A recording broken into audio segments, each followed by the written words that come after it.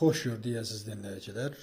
Bilirsiniz ki, Şən və Hazır Cavablar klubunun təsisçilərindən biri olan Cabir rəhmətə getdi.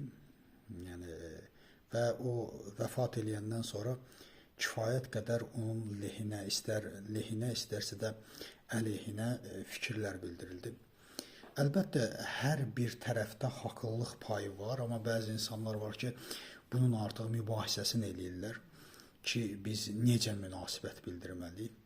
Əlbəttə, təəssüflər olsun ki, insan gərək öz yaşayışında, öz həyatında etdiyi fikirlərə, etdiyi hərəkətlərə fikir versin.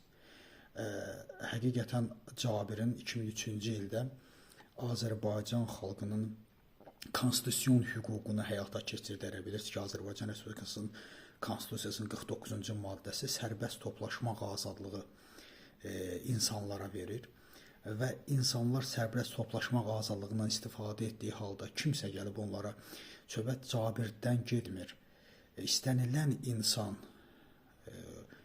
buna vurursa, müdaxilə edirsə, vətəndaşa əl qaldırırsa, vətəndaş müqəddəsdir.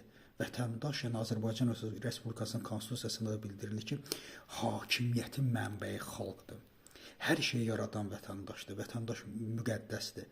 Dövlət vətəndaş üçün işləyir. Dövlət vətəndaş üçün qurulur və dövlətin bütün fəaliyyəti yalnız və yalnız vətəndaşın həyatını yüngülləşdirmək üçün tutulmalıdır. Onun işini ağırlaşdırmaq üçün yox, onu təpik vurmaq üçün, onu döymək üçün, onu öldürmək üçün yox.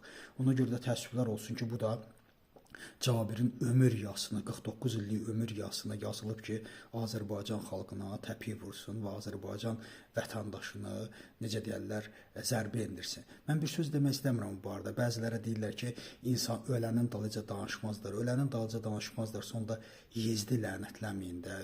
1400 ildə Yezdə lənət oxuyursunuz. Niyə onda lənət oxuyursunuz? Ona görə də gəlin səmimi olaq və pisə pis, yaxşıya da yaxşı deməyi bacaraq. Təşəkkür edirəm diqqətinizə görə. Sizin də fikirləriniz əlbəttə ki, çox önəmlidir. Minnətdarım.